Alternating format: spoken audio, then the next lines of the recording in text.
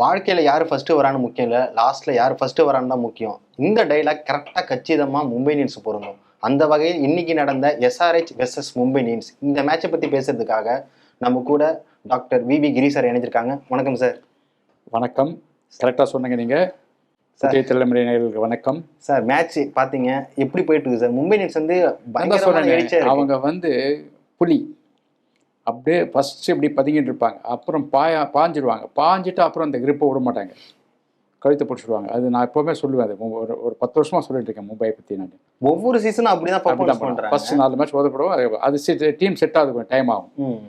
But last year அவங்களுக்கு வந்து crisis வந்தது, கேப்டன்சி அது இதெல்லாம் ப்ராப்ளம் வந்துட்டு டீம் செட் ஆகல, ரொம்ப ப்ராப்ளம் ஆகுது. அதனால தான் லாஸ்ட் இயர் அவங்க அவதிப்பட்டாங்க. பட் இந்த இயர் வந்து எல்லாம் சமாதானம் ஆகிடுது எல்லாம். அதனால் ஐ மீன் டெஃபினட்டாக வந்து இது வருவாங்க. பட் இது T20 ஒன்றும் சொல்லவும் முடியாது.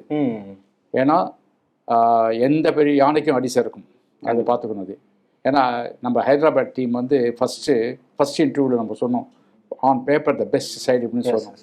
இன்றைக்கி பாருங்கள் அவங்க கதை, கடைசியில் நிற்கிறாங்க அவங்க. அதனால் ஓகே சார். ஃபர்ஸ்ட் நான் பவுலிங் வரேன். மும்பையோட பவுலிங் வந்து பயங்கர அட்டாக்டாக இருந்துச்சு, சூப்பராக.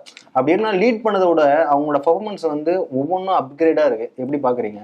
அது வந்து credit goes to the Mumbai management. ஏன்னா ஆக்ஷனில் அவ்வளோ பிரமாதமாக எடுத்தாங்க. நான் வந்து இந்த ஆக்ஷன் ஃபுல்லாக பார்த்தேன், லைவில் பார்த்தேன்.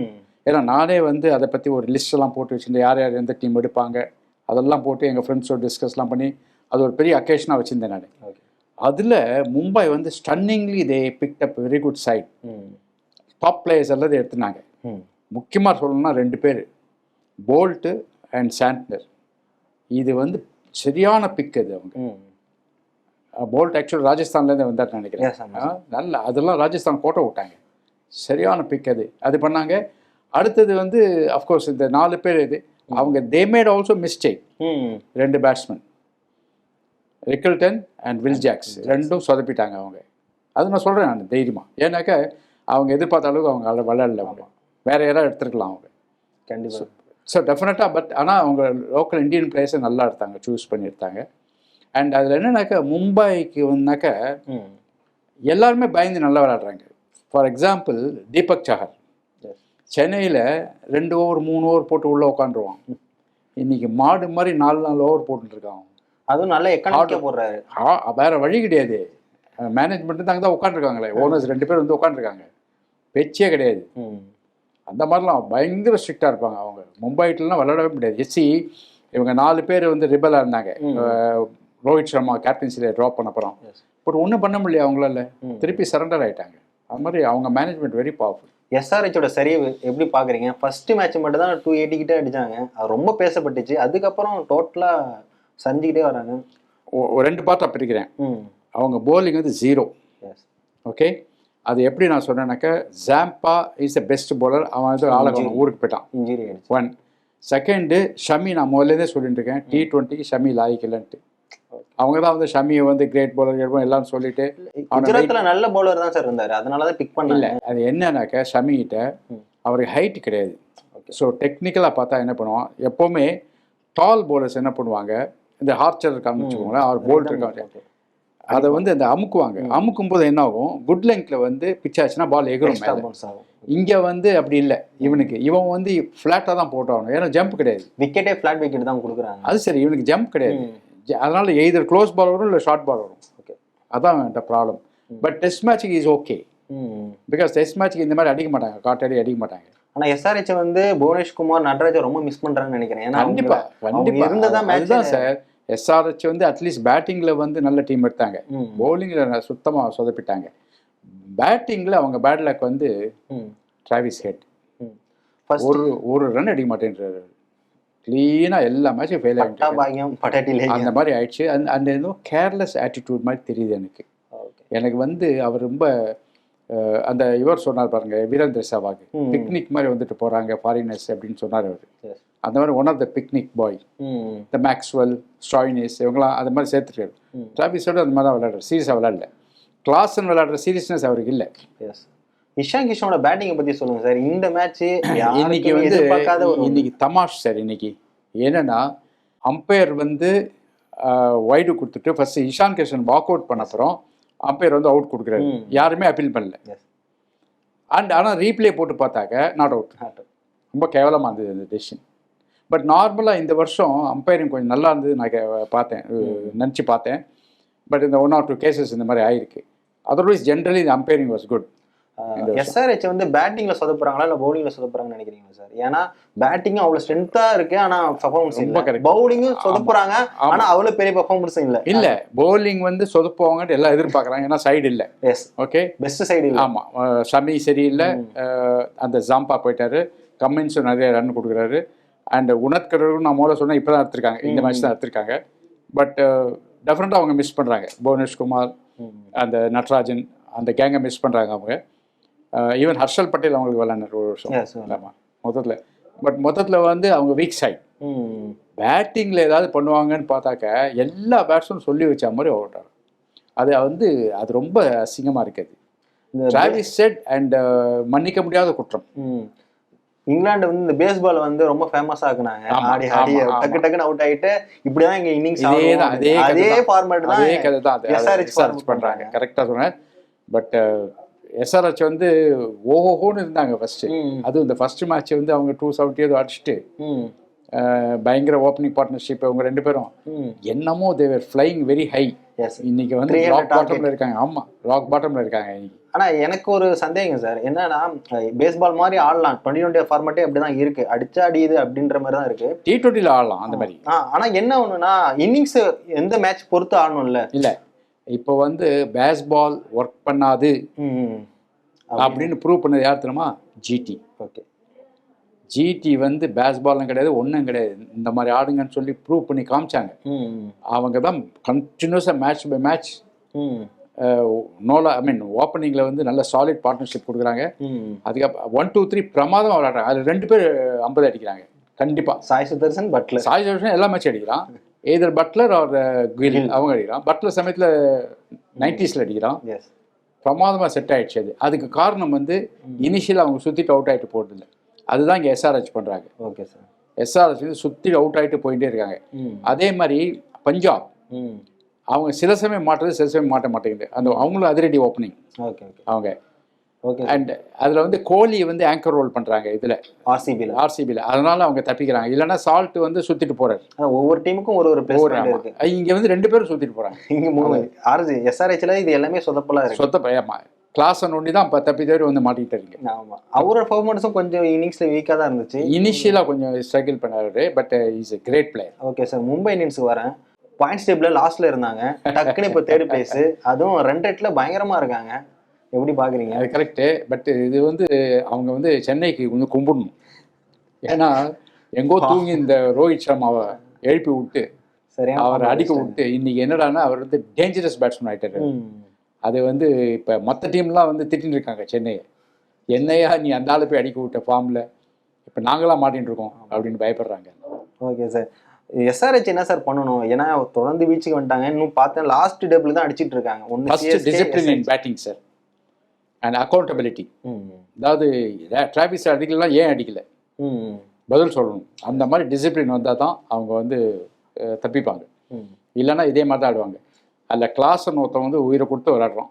ரொம்ப நிஜமாவே எல்லா மேட்சும், ஈவன் 1 or 2 மேட்சஸ் அவங்க அவுட் ஆடுறது கூட பேட் லக். மற்ற எல்லா மேட்சும் அவன் வந்து உயிரை கொடுத்து ஆடின்னு இருக்கான். அண்டு நான் நினைக்கிறேன் பவுலிங் வந்து வீக்காக இருக்கிறதுனால பேட்டிங்கில் அடித்து அதிரடி அடிக்கணுன்ற அந்த ஒரு இன்டென்ஷனோட போகிறாங்க. இசான் கிஷன் ஒன்றுமே இல்லை. அதாவது ஃபர்ஸ்ட் மேட்ச் இன்னும் செஞ்சுரி அடிச்சுட்டு அது அந்த நேமில் அந்த க்ளோரியில் போயிட்டு இருக்கான் அவன். வெரி ஆர்டினரி பேட்டிங், ஒன்றும் எல்லாமே தப்பு இஷான் கிஷன் பண்ணுறது. சூரியகுமாரோட ஃபார்மில் வந்துட்டான், அது வேறு பெரிய ப்ராப்ளம். ஏன்னா சூரியகுமார் யூஸ்வலாக எல்லா மேட்ச் அடிக்க மாட்டான். ஒரு மேட்ச் அடிப்பான், 2 மேட்ச் டக் அடிப்பான், மறுபடியும் அடிப்பான், அந்த மாதிரி தான். இப்போ வந்து எல்லா மேட்ச் அடிச்சுருக்கான் தொடர்ந்து ஒரு அதுதான் டேஞ்சர் சார். மும்பை இந்தியன்ஸ்ல வந்து சார் மாத்திட்டே இருக்காங்க. ஒரு மேட்ச் வந்து 1 down வந்து ஜாக் ஆடுறாரு, இல்லைன்னா சூரியகுமார் ஆடுறாரு, இல்லை திருக்கவதம் ஆடுறாரு. அது என்னன்னா அந்த 2 பேர்ல வந்து ஃபார்ம்ல கொண்டு வர ட்ரை பண்றாங்க அவங்க. ஓகே, ஏன்னா அந்த 2 பேர்னால அவங்களுக்கு வந்து அடி வாங்க போறாங்க அவங்க. குயிக்கா அவங்க 2 பேர்ல மாத்தி வேற ஆள் கொண்டு வந்தா போயிச்சாங்க. இல்ல ஈவன் இந்தியன்ஸே வரலாம். ஒய் 4 ஃபாரினர் சொல்லணும்னு அவசியம் கிடையாது. பேசாம இந்தியன்ஸ் யாராவது இருந்தால் அதை ரீப்ளேஸ் பண்ணிடலாம். கீப்பர் இருக்காது, விக்கெட் கீப்பர் இருக்காது. ஆமாம், அந்த மாதிரி. ஏன்னா வந்து சொதப்புறாங்க அவங்க திருப்பி திருப்பி. அவங்கள அது வந்து பெரிய வைட்டல் மேட்ச்சில் அவங்க காலவாரி விட போகிறாங்கன்னு தோணுது எனக்கு. பட் கடப்பாறை சைடு ஆச்சு லாஸ்ட்டு சாண்டர் வரைக்கும் அடிக்கிற டீம் இருக்கு. சாண்ட்னர் வந்து ஒரு நம்பர் 3 வரலாம், அந்த மாதிரி பிளேயர் அவர் ஃபர்ஸ்ட் கிளாஸ். ஆனால் அதை பிக் பண்ணாங்க பாருங்க ஆக்ஷனில், Santner and Boult. Okay sir, பெரிய விஷயம் அது. எனி சேஞ்ச் இருக்குமா? மும்பை இந்தியன்ஸ் இதே ஃபார்மேட் தான் செக் பண்ணிட்டு போயிட்டே இருப்பாங்களா? இல்லை, குயிக்காக அந்த 2 பேரும் டிசைட் பண்ணணும். மும்பை அந்த 2 ஓப்பனர்ஸ் இருக்காங்க இல்லையா, ஐ மீன் ஃபாரினர்ஸ், அவங்களை குயிக்காக டிசைட் பண்ணணும். Not openers number 2 number 3. இல்லைன்னா வந்து ப்ராப்ளம் ஆகிடும் அவங்களுக்கு. ஏன்னா வைட்டல் மேட்ச் அவங்க ஃபெயில் ஆகிட்டாங்கனாக்க சில டீம் இருக்கு, டெல்லி பஞ்சாப்லாம் சாப்பிட்ருவாங்க கொஞ்சம் சான்ஸ் கிடைச்சுன்னா. இவங்கள மாதிரி அவங்களும் ஈக்குவலி ஆப்பர்ச்சுனிட்டி வெயிட் பண்ணிருக்க ஆளு. அக்ஷர் பட்டேல் வந்து நேற்றுக்கு ஸ்பின்னர் 135 ஓவர்ஸ் போடுறான் பவர் பிளேல. என்ன தைரியம் இருக்கணும் அவனுக்கு, என்ன கண்ட்ரோல் இருக்கணும் பாருங்க. அதே ஃபார்மேட் தான் தீபக் சஹர் யூஸ் பண்ணாங்க. தீபக் சஹர் ஃபாஸ்ட் பாலர், அவன் ஸ்பின்னர். அதுதான் சொல்றேன், ஸ்பின்னர் போடக்கூடாது. ஏன்னா ஸ்பின்னரை வந்து அஸ்வின்லாம் போட்டால் வெளியே அடிக்கிறாங்க. அதனால அது வந்து நாட் அட்வைசபிள். தீபக் சஹர் வந்து ஆல்வேஸ் ஓப்பனிங் போலர். பட் அவன் வந்து தீபக் சஹர் வந்து எப்படி சோம்பேறியா இருந்த தீபக் சஹர் இப்போ எப்படி சின்சியரா இது பண்ண, அதுதான் ஆச்சரியமா இருக்கு. எஸ்ஆர்ஹெச்ல வந்து கால்சன் மட்டும் பயங்கரமா பெர்ஃபார்மன்ஸ் பண்ணாரு, அதை பத்தி சொல்லுங்க சார். கிளாசன் அதுதான் நம்ம சொன்னோம், அவன் ஒருத்தர் தான் சின்சியரா விளையாடுறான். அவன் வந்து பிரில்லியன்ட் 71 in 44 balls.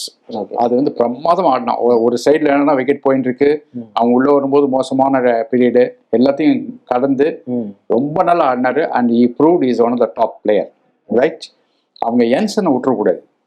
என்சன் வந்து நல்ல ஆல்ரவுண்டர், அவனை வந்து கைட்டு விட்டாங்க. அது அப்புறம் மார்க்ராம், அவனை பாருங்க அங்கே போய் கலக்கிறான் அவன். அதனால இதெல்லாம் வந்து ஆப்ஷன் மிஸ்டேக்ஸ். ஆமாம் அது. ஸோ அதே மாதிரி அபினவ் மனோகர் நல்லா விளையாடினார், அவரால் முடிஞ்ச அளவுக்கு நல்லா விளையாடினார். ஃபர்ஸ்ட் மேட்ச் சரிவா இருந்தது, ரொம்ப வாய்ப்பு குறைவா. ஆமாம், முடிஞ்ச அளவுக்கு நல்லா விளையாடினார் அவரு, பரவாயில்ல. ஏன்னா மற்றவங்களாம் இப்படி விளையாடும் போது இது எனக்கு வந்து பிக்கெஸ்ட் ஃபெயிலியர் நிதிஷ் ரெட்டி. அவங்க எதிர்பார்த்த பிளேயர், எல்லாம் எதிர்பார்த்த பிளேயர் தர மட்டத்தில் இருக்கான். ஒண்ணுமே ஒர்க் அவுட் ஆகல அவனுக்கு, போலிங்கும் போட மாட்டேன்றான். அது வேற எதனால நினைக்கிறீங்க சார்? அந்த இன்ஜுரி ஒன்றும் ஹீல் ஆகல போல இருக்கு. மேஜர் இன்ஜுரி இருந்தது, அது ஒன்றும் சரியாலன்னு நினைக்கிறேன். ஏன்னா போலிங் அவன் வந்து டெஃபினட்டா நல்லா போடலாம். இப்ப ஷமிலாம் இல்லாததுக்கு நல்லா போடலாம். அவன் வந்து போடாம இருக்கான். நல்லா யூஸ் பண்ணுவார் அவரை. இந்த சீசன் அதான் இன்ஜுரிக்கு அப்புறம் போடல, இந்த சீசன் ஒன்றும் போடல. அது ஒண்ணு. மும்பை பத்தி சொல்லணுன்னாக்க இது நான் சொன்ன மாதிரி இந்த ரோஹித் சர்மா வந்து ஜெயண்ட் மாதிரி விளையாண்டுருக்காரு. அவர் வந்து என்னன்னாக்க ஃபர்ஸ்ட் ஓவர்லேருந்து பிக் பண்றாரு கரெக்டா. அதுக்கு வந்து என்ன காரணம்னா லெக் சைட்ல போட்டு கொடுக்குறாங்க அவருக்கு. அதுதான் வந்து பவுலர்ஸ் பண்ற மிஸ்டேக். ஃபர்ஸ்ட் லெக் சைட்ல போட்டா அவருக்கு வந்து இந்த டைமிங் கிடைச்சிடுது. சென்னை அப்படிதான் பண்ணாங்க, லெக் சைட்ல மாத்தி மாத்தி இந்த கல்லியில் ஊரும் போட்டிருந்தாங்க. அவர் அப்படியே பிக் பண்ணி அடிச்சிருந்தார். அவர் என்ன பண்ணணும், அவுட் சைட் ஆப்ஷன் தான் அவர் வீக், அங்கதான் டெஸ்ட் பண்ணணும் அவரை. Are you ball from that time to the wicket, எல்போல மாட்டிப்பாரு. இவங்க என்ன பண்றாங்க, காலில் போடுறாங்க. அதுக்கு ரொம்ப ஈஸியா இருக்கு அவருக்கு. கண்டிப்பா சார். அண்ட் அதான் Suryakumar he scored 70. It's a very good score. நமதீருக்கே இன்னும் வாய்ப்பு கிடைக்கல சார். நமதீர் அவ்வளவு பெரிய பெர்ஃபார்மன்ஸ் கொடுத்துட்டு இருக்காரு, அவருக்கும் வாய்ப்பு கிடைக்க மாட்டேங்குது. பட் இந்த 2 ஃபாரினர்ஸ் வந்து நல்லா சொதப்புறாங்க. ஸோ நம்ம டெஃபினட்டா கிடைக்கும் சான்ஸ். என்ன கேட்டாக்க ஒன் ஆஃப் த ஃபாரினர் பேக்ல வச்சு நம்ம மேல போடலாம், அது மாதிரி கூட பண்ணலாம். வில் ஜாக் தூக்கிட்டு. ஆமாம், வில் ஜாக்ஸ்லாம் வெரி ஆர்டினரி பிளேயர். அவர் போலிங்லாம் நான் ஒத்துக்கவே மாட்டேன். அந்த மாதிரி 100 bowler இருக்காங்க இந்தியாவில்.